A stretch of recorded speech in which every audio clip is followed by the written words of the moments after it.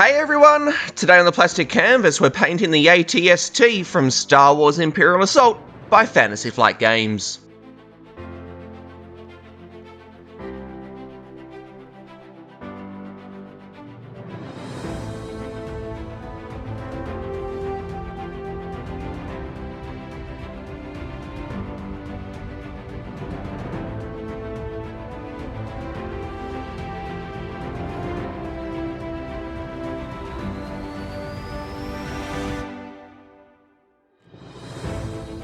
Hey everyone, Matt here from the Plastic Canvas and welcome to the 5th episode in this Star Wars Imperial Assault series, and today we are painting the ATST. This is the iconic Imperial Walker, best known from the Return of the Jedi scene on the Forest Moon of Endor, where the Rebels team up with the Ewoks to take down the attacking Imperial forces. Now, at the time of painting the ATST, I've been painting minis for a bit over 2 or so years, and this is the first mini that I've done that has required assembly. I normally paint single-piece minis from board games,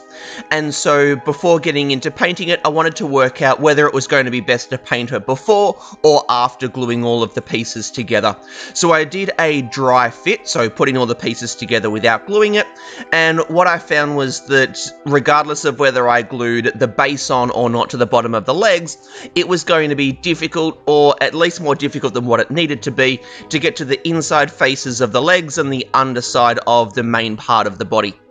So as you can see, I've decided to paint it in its separate pieces by blue tacking each piece to a bit of cork. So all this meant though was that I just needed to stay mindful of the orientation of each piece as I was painting it to make sure that I was putting the highlighting and shading in the correct spots.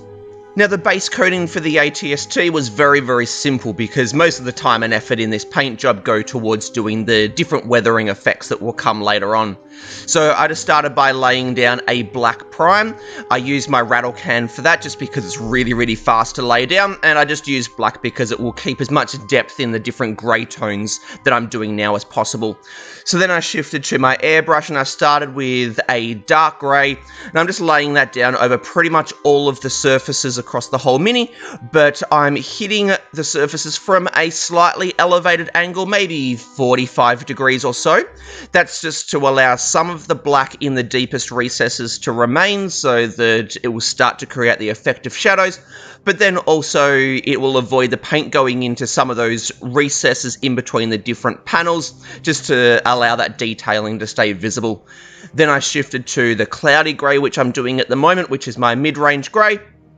going over all of the surfaces again, but hitting it from a slightly more elevated angle, and that's so that now we'll have some black, dark grey, and mid-grey showing, to create a bit of a transition from the highlights down to the shadows. And then soon I'll be shifting over to Misty Grey, which is my lightest grey, and then I'll just be repeating the same process, but from a very high angle. I don't do it from directly above for every surface, just to make sure that I do kind of get enough of it to brighten the top of the mini, but here I'm shifting to that misty grey, and yeah, this is just from a very high angle, so essentially I'm just doing some zenithal base coating here. So if you're familiar with the actual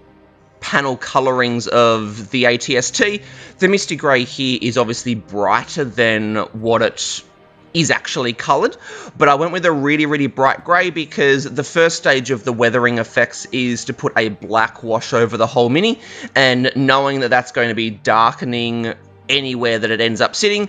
I started with a lighter colour than what it will end up being, because that black wash is going to bring this down, add some more depth to it, and yeah, darken it to the colour that the panel should actually be.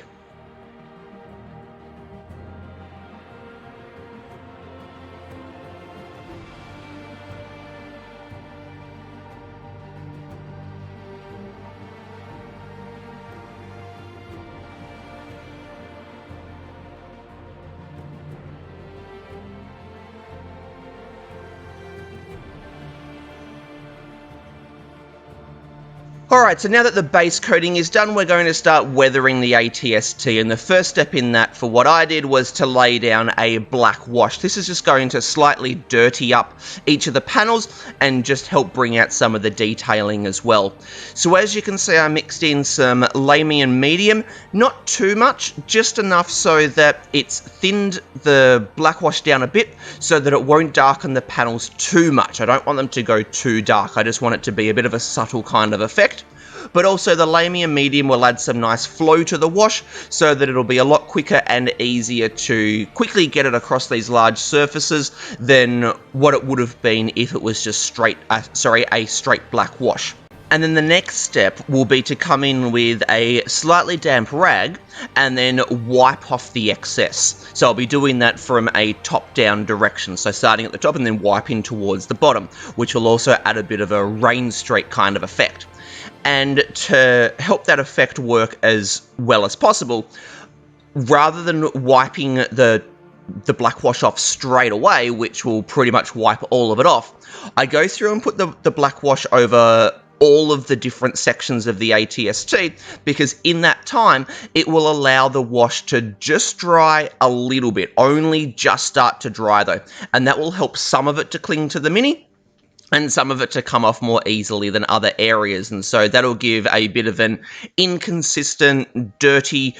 streaky sort of look, and that'll just be the starting effect. So you can see here, I'm just going to start wiping it off here, and yeah, so that will just start to give the effect of weathering by just making it look a little bit dirty and giving that streaky effect that will make it look like some rain's been running down or something like that.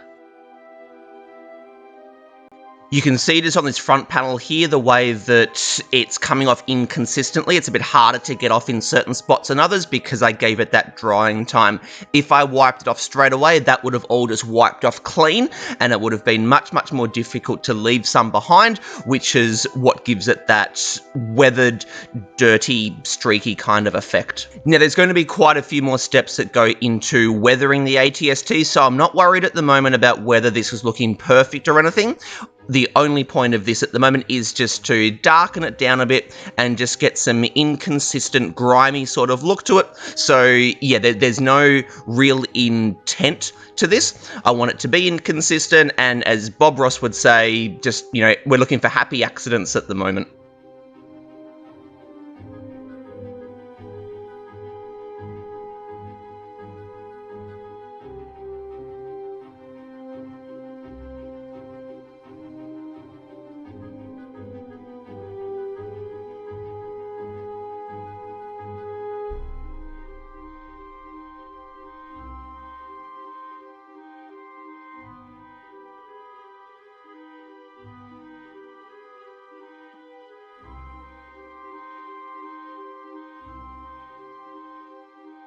Now you can see just here I started to work out that if I do press just a bit harder, I'm actually able to wipe off some of the grey base coat, and that just adds to the overall weathered look as it's starting to give it a bit of a chipped kind of effect. So then I went back to some different spots, and mainly on edges, top edges and things like that, I just wiped across a bit harder just to deliberately get rid of some of that paint. So yeah, just on some of the more protruding edges, just to make it look like it's banged up against a few things and some of the paint has actually worn away.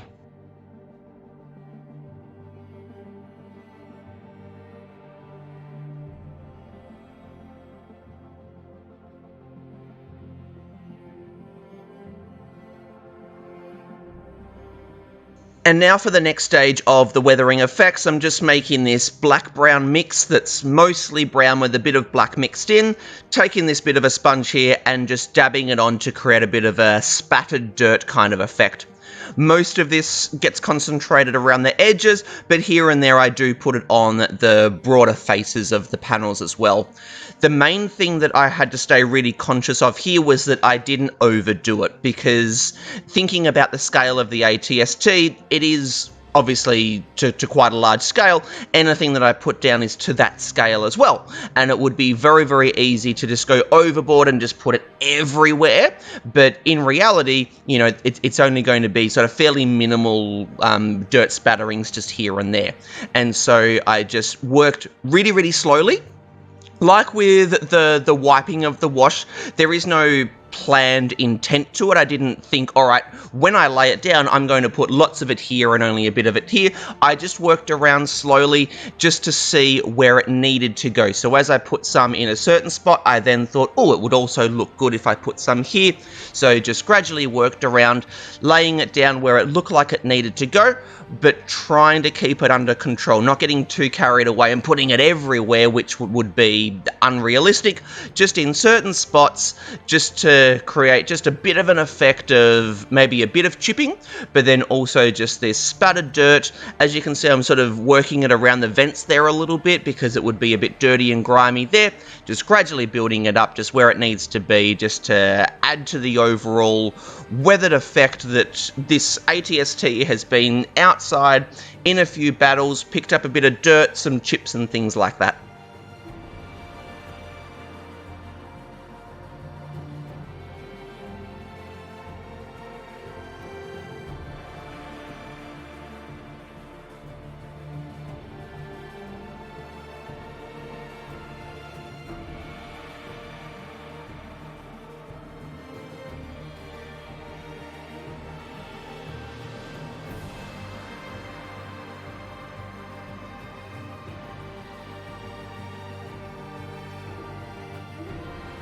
So now for the next stage of the weathering for the ATST, I just wanted to play with the different tones of the different panels in different areas, because as it's been walking through the jungle and dirt and different places like that, it won't be that clean grey anymore. It will have some environmental staining. And so you can see I've got a brown, green and yellow wash, and I'm just starting by just dabbing these different colours in different spots, and then I come in as I am now with the heavily watered down bristles, lots and lots of water being used here to really thin it down, and I'm just swirling it together and then just spreading it over the different surfaces. And you can see this is just tinting that grey, just some varied mixes of those three colours.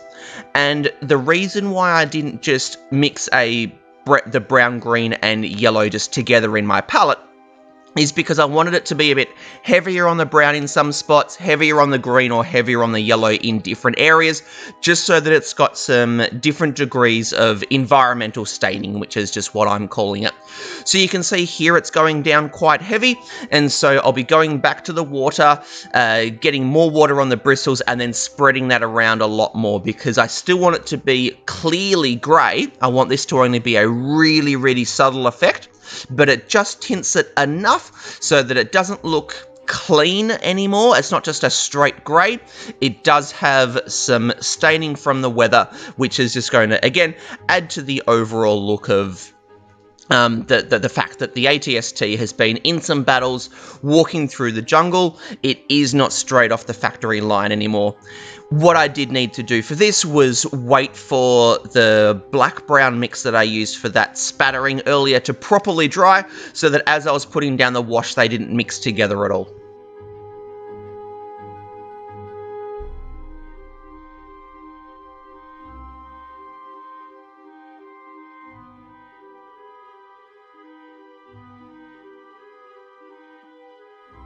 Now, you'll notice this more later on when I actually start to assemble the ATST, but I didn't want this environmental staining effect to be as subtle down on the lower parts of the ATST, because I would imagine it would be more stained down the bottom from, you know, being closer to the dirt and that as it's walking through the jungle. So I've used a concentrated mix of the wash down on the lower parts, just not mixing in quite as much water, but it's still only a subtle effect because I still want it to be clearly grey. But as you can see here, down the bottom of the legs, more towards the feet, you can see the colouring from the wash even more. And now for the next stage of the weathering, I just want to create some streak effects. So whether this is from rain or general dirt and grease and grime. And this is all going to be done in a vertical direction, so running from the top of the mini down towards the bottom. And I'm using Typhus Corrosion for this, which is a Citadel technical paint, because it does have some grit to it, so it will create a slightly textured effect as well. So I just start by laying it down where I want the streaks to be coming from, and I don't lay too much of it down because I still want it to be fairly subtle, and then by cleaning the bristles off, coming back with them with quite a bit of water in them, I then start to spread it down in that downward direction, and that added water just thins it out, helps it to flow a bit more, but it also helps to keep it under control so that it doesn't become too heavy too quickly. And once I've sort of done those streaks, and then come back with a little bit more, put it back in that spot where it's starting, and just build it up a little bit more there. The idea here is that even though I often use typhus corrosion as one of the early steps in building up a rust effect, I'm not going for rust here. It's just a general grimy, streaky kind of look, which again, part of it will be possibly from rain, other is from just general grease and grime and that. So with a few of these weathering effects, I'm not necessarily going for a specific dirt or grease or rusty kind of effect. It's just general weathering, and then when someone's looking at it, they can sort of interpret it in their own kind of way as to exactly what it is.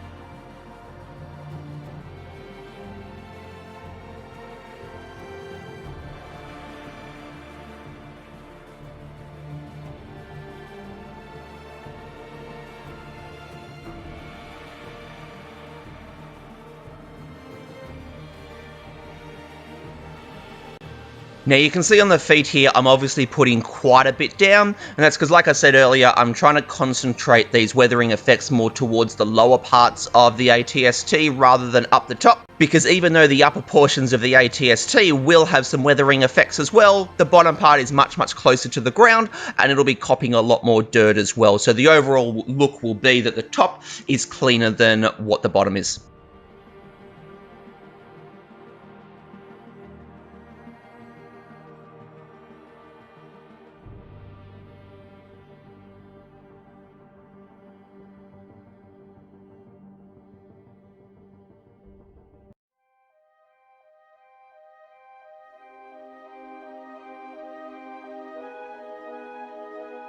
Alright, so here I'm just starting to assemble the ATST, and you can see I'm just using super glue for this. Like I said earlier, this is my first mini that I've needed to assemble, so I've never had plastic glue. Now, plastic glue would, I guess, be ideal for this because it's going to more melt the plastic and weld them together rather than just sticking them together, but I've used super glue enough in the past to know that it holds well enough for this to be fine. But yeah, plastic glue is probably what I would be using if I was doing this more regularly. And you would have noticed just before that I needed to use my knife to cut some off the edge of the pegs that are sticking up from the base for the bottom of the legs to fit into, because it was a really, really tight fit, and I wasn't able to get it to sit all the way down so that there was a nice clean edge where the foot, which is part of the base, meets the bottom of the leg. So I just needed to, make that a little bit smaller so that the legs could properly fit down and line up properly. Then once I'd assembled it, I was then able to see properly whether I had enough weathering effects to all the different areas and if it was reading exactly how I wanted it to. And what I found was just on some of the faces of the legs, I wanted there to be a bit more concentration of the wash, that environmental staining that I had. And so I've just gone back and just added a little bit more on, I guess, what you would call the shins of the ATST, just because that's where I wanted to have that effect a little bit more. And I come back with a bit more typhus corrosion as well, just in the areas where I wanted a bit more of that staining and streaking effect, and especially where the foot that's part of the base meets the bottom of the legs, because I just wanted that staining there to be more consistent, because it did actually look as though I had painted those areas separately. And now we're on to doing the basing. So I'm just starting with the gap filler, and this is just going over the whole base just to build the ground leveling up a little bit more, and it will make it look as though the feet of the ATST are squelching down into the mud, because there is quite a bit of weight. So if you've seen, plenty of my videos, you'll know now that I use gap filler instead of something like Sterling Mud, because you get a whole lot more of it for not that much more money. So this is a much cheaper alternative, and I think it works just as well. So you can see I've just laid it around, just built the ground leveling up, and then I've smooshed in some rocks that I made when I was painting the Nexus. So this was just a cork block that I just cut some larger sections off and just painted grey. That's all it is. So I just smudged that in so that there are some larger rocks sticking up as well. Then using muddy brown, just that dark brown, I've just painted the whole gap filler. And then when that dries, I then come back with brown wash, which I'm doing now, just to bring out the different texture that's in there. So it'll flow into those lower parts nicely, darken them, and the texture will be brought out quite a bit more. And so from here, I'll just be doing my normal stock standard outdoorsy looking base, which you've seen me do plenty of times. So I'll just be sticking down some various types of vegetation and doing some highlighting to the rocks, just to tie the ATST in with the other Imperial units, just so that they can look like they're all, in the same sort of environment.